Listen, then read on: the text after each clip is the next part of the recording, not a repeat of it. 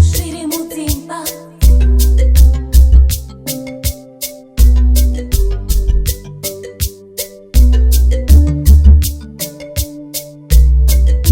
Zviri Mudzimba. Zviri Mudzimba.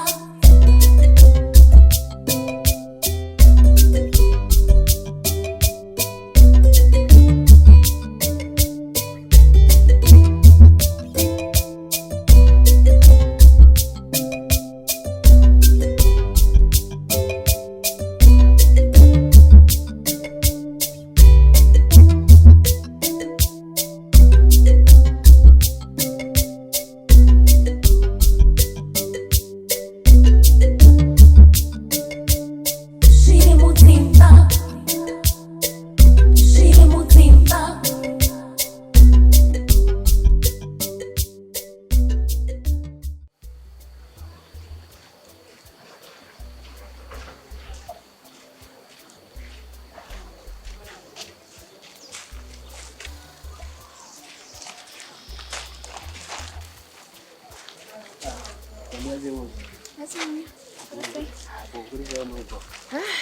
What a bullshit is saying.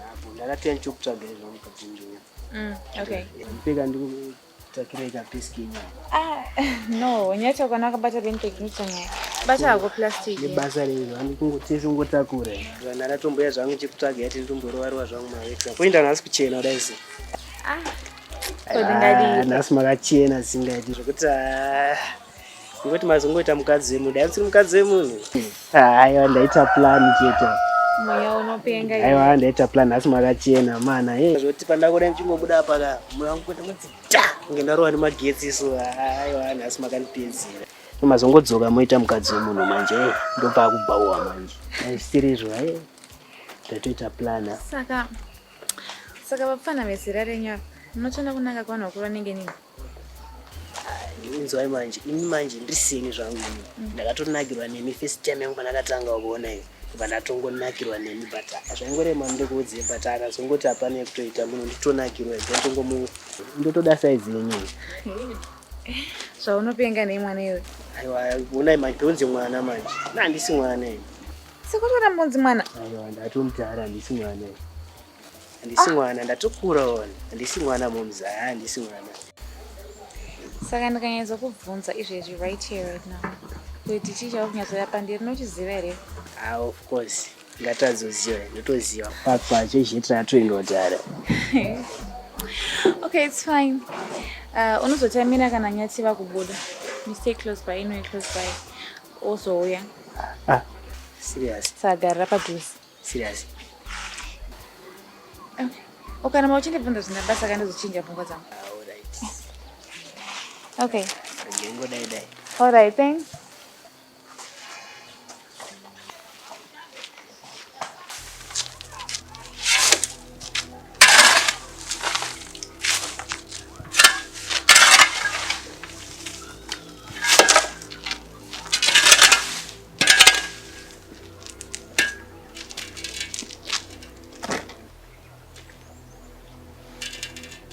Chichunu. Ndini? Nzanageza kwangu yakareba. Kwenda. What's the point? Atoa 9 months isingageze saka. 9 months? Eka panandi mdumbura maiso. Saka zezizwa small. Now what do you want that way? It's good kuti ushunterera. Usageza. Ayo. Okay. So kana ndakushedza unouya. Don't push it. Good day. Ndane mazuva asina kuona ngoni. Ndakusuwa. Umbopa nguva kuti ufare na city na baba zake. Ndiri mwana wako, you need to spend time with him. Ini ndakangochengeta wani ndine makore naye saka. Pangu ndakakavhira yangu yako handidi kudisturb that peace nemwana wako. That's not fair, Ngoni.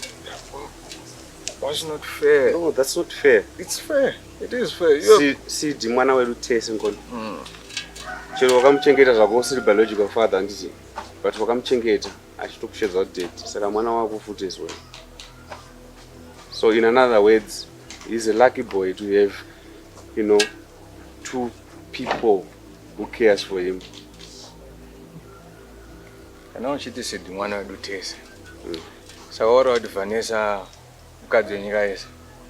Because everybody just been I don't get it. No, Vanessa is your wife. No, she's not. Wakapfura nepo. Wakapinda. God knows how many people passed through vachisiya madhindo avo ipapo. So Ngoni chero ukasangana nemusikana nhasi akanaka sei. Anoita kunge anogeza nemukaka nemajarini. Autoziye kuti vangani wakaita sei. Wakapfura nepo. Yo, at least best friend anenge isina kupfura nepo ne. But at least best friends is healthy.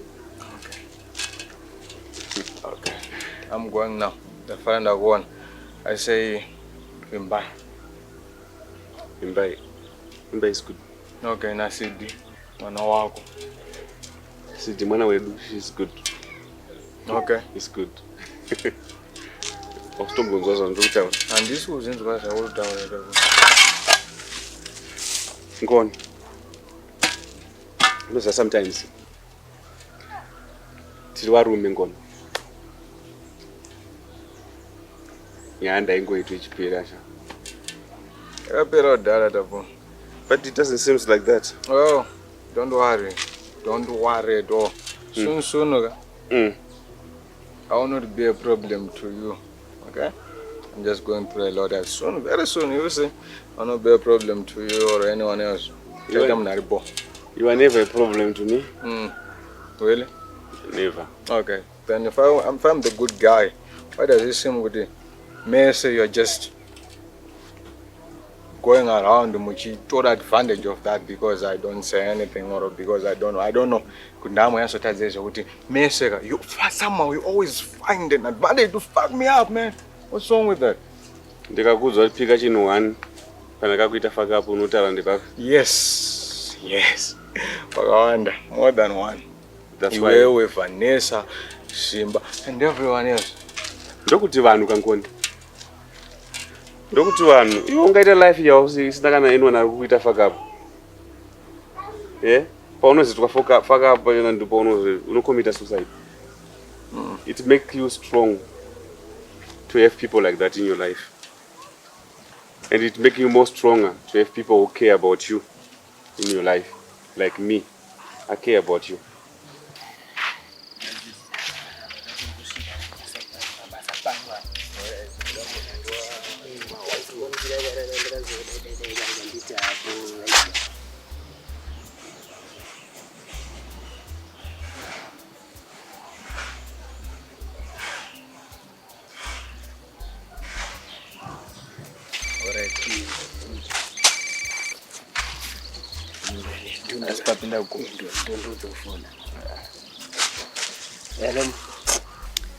Hello.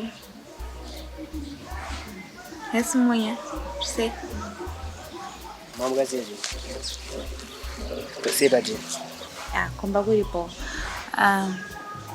Ndanda kukuudza kuti mangwana unozouya ka. Ma 10-11 makuseni. Nyati wada kubuda saka be prepared. Oh, ari kuda mangwana. Alright, kana ari kuda mangwana ndobatikira. Yeah, sure. Okay, bye. Sure.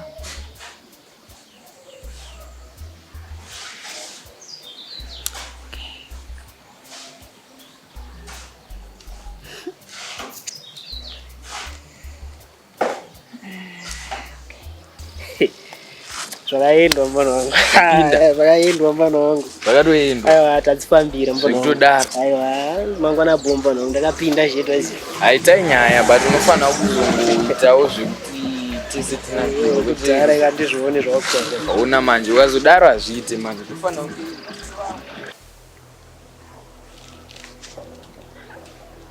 Unozvichita for me. I never thought the day would come pandinonditsvaga mani. Ndovaona vari mumasecos angu vacho vandinge ndichiti ndinotrasta vanhu ivava. I thought mani dziri kunzwa. I guess it's true what they say. Pana matura vengo wako tuafeka. Nosala usina kana hama kana one. Mandu komunhu usikaziva nita mandu yako sei. Mandu munhu untoziva iwewe ndo mandu yako iwewe.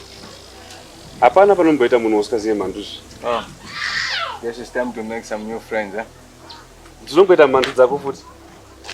Then I'll move on. Saka zviri nani kugara nemhandu dzawagara uchiziva pane kukreta new mhandu because unokreta imwe mhandu yakatoshatisisa pane mhandu yakaita femi. Unokreta nemhandu inouya kuzorara nemukadzi wako muchidanana pane mhandu yakambodanana zvavo nemukadzi wako but Ndikasiya midzi, ndikasiya masidzi. and iwe ukazviziva Ndikazoziviswa after years kuti mhandu yakasiya masidzi. mhandu yacho futi ikazoziviswa uye isazviziva. I disbelieve it. Hausi believe it? I'm pretty sure you knew. Nah, I didn't know. Dai ndaiziva shamwari. Pane pandaisiya mwana wangu aina rasta vai vakazouya vai vachipenga vachida mwana vai. Uchikwazi rasta vai. Pangongo kazviplana tafuma. You are a smart guy. Wakaenda ku university for Christ's No, sake. man. You are damn engineer. That's what you do. Pangongo kazviplana you. Nyati dzinofamba dziri pachi dzakawanda. Hapana pandaimbosiya imwe nyati ichitambura kunzoko. Not me. You guys have done enough, okay? You have done enough. Kwandiri, and I'm tired. I'm so fed up. I'm telling you. What you did is just, it's enough. You and Vanessa, na Simba, na Mama, but everyone else. What you're doing to me, I'm so fed up with it. Okay? This right here is just bullshit, and I'm done. You need to calm down, Gon. Calm down. Calm down. Nichengetesa mwana asiri mwana wangu. Izvezvuzvu mwako akauya nemwana. Ari kunditaura kuti mwana walele. And in as much as that makes me happy, now ndakutanga kudoubt. How am I supposed? How do I know kuti that boy is mine? How do I know? But you know kuti Numbi nalili yengeri yako. Yes, that I'm very sure. But lila anakuya kwandiri achiti zvono mwana. And now I'm starting to wonder kuti iwe pamwe utoziva kuti mwana ndewani. But ndongonitamisa futi bhora isina mweya because, well, ndinongoritamba anyway. Wakambomutsvagere lili kubva pakaendayo. Saka unoziva sei kuti mwana ndewako kana usinombomutsvaga?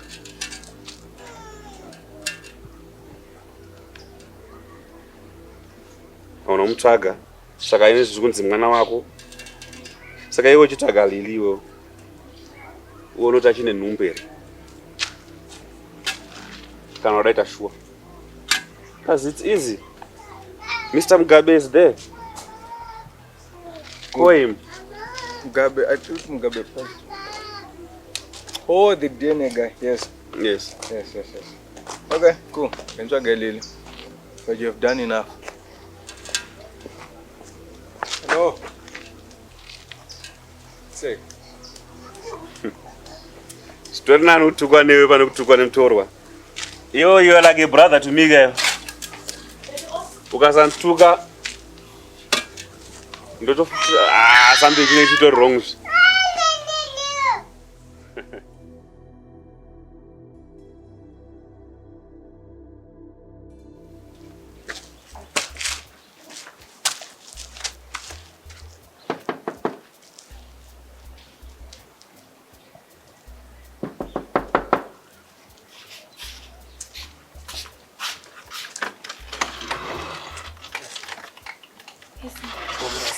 Depois mira, mormongo agarra. Ari pues con nosotros también. Ya voy. ¿Sabe qué es? Abo. Okay.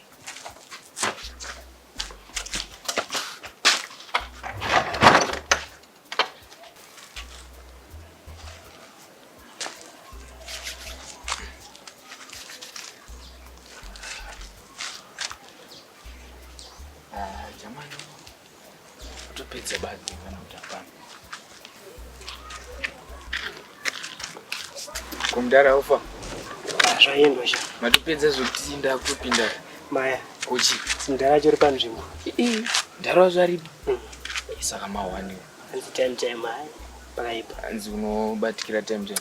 Pakaipa. Ita uchitambira padhuze waiziya kutira kuti mudhara wacho unoita uchimucheka cheka waiziya paanongosvotoka upinda ndobva ndaita ndichikutarisirawo kakuzi andowaona unapera power sha. Hazviriko sha, unoona manje nguva inenge isati yakwana manje handiuzi nguva inenge isati yakwana kuzi iwe ukada kungomhanyira zvinhu ndopaunozoitwa mawani Zvese zvese zvari kutotaura zviya zitombonyatsoteerera kuti unozama kutaura todi because chamarika ndarwadziwa chamarosvika chamari apa chisvika chinokadhura momza chindowa kutanga kubuda ka ngati boyere ndandauya ka wakuvhara isu wambotazamsaiti ndikati otherwise safe kwazi but vazozonza kuti mutara aripo but ime togona kuita plan maya unoita uchitaimira usatambire kure sterika ndoona tona parinobuda taimira mudhara anobuda kanenge achimbonoona chishamwari chake amene kunogara musoro ndoona utaimira usaropinda ini ndongosara nchimweto nge ndiniwa ndiri kutaimira apa chichiwaizera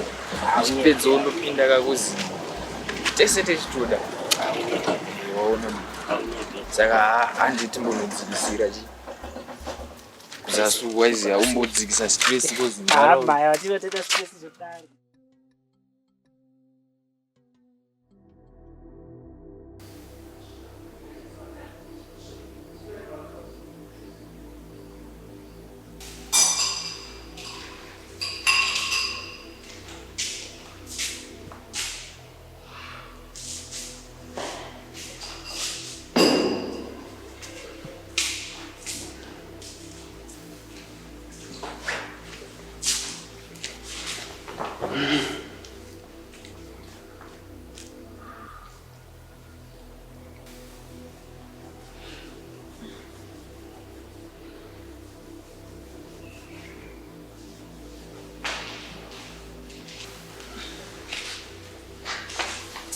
Space.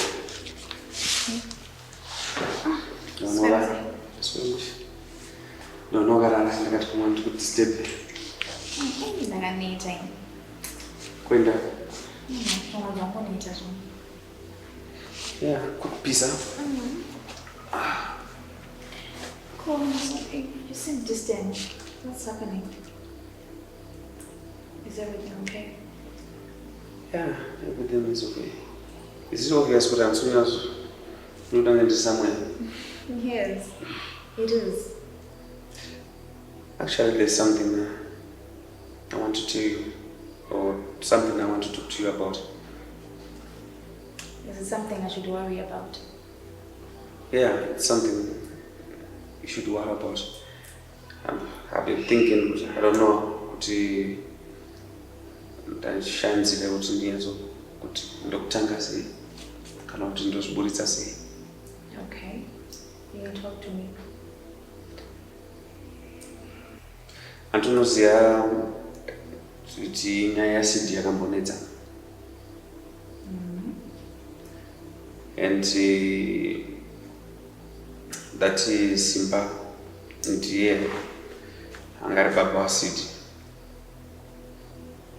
Okay, hey does he? Actually, he's not. Okay, Simba is Baba City, so who is?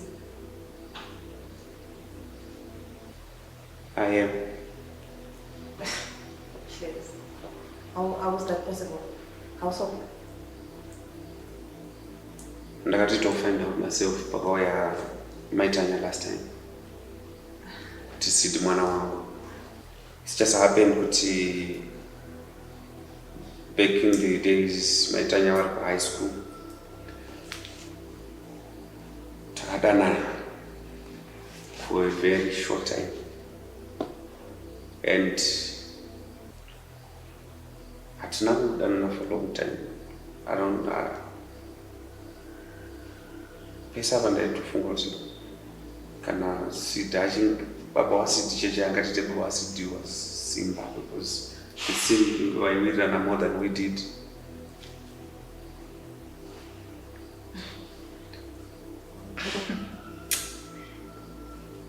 Hey, wait, no.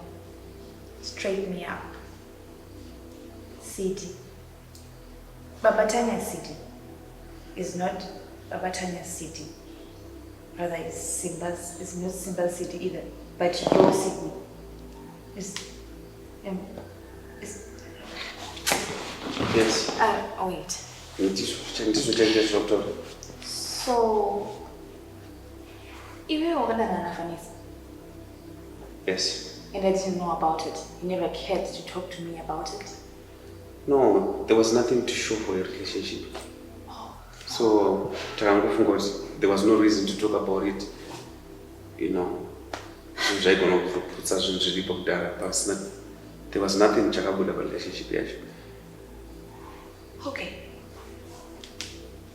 Okay. So now that the past is catching up, what are you planning to do?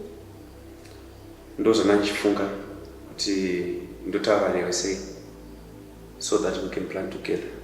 We as in me and you. Yes. Plan together. You're my wife. I'm now your wife. So it's now that you see my importance. Is it? I'm sorry, baby. You didn't tell me that you did it, Vanessa. You didn't tell me. There was no reason to tell you. There was. Yes, now there is because there's a child. Oh. So you're telling me now, right? I'm sorry. What am I supposed to do now? I'm sorry, Mbai. Okay, so now you have a son, a full-grown son in that. Yes. So it's giving birth soon. Yeah. So now I have 2 kids. I have 0. No, don't look at it like that way. How am I supposed to look at it then? Mbai, come on. I didn't even know about it myself. There's more. There's more. This is not enough. There's still more to come. Come on, ears. Tell me. What is it again? What is it again?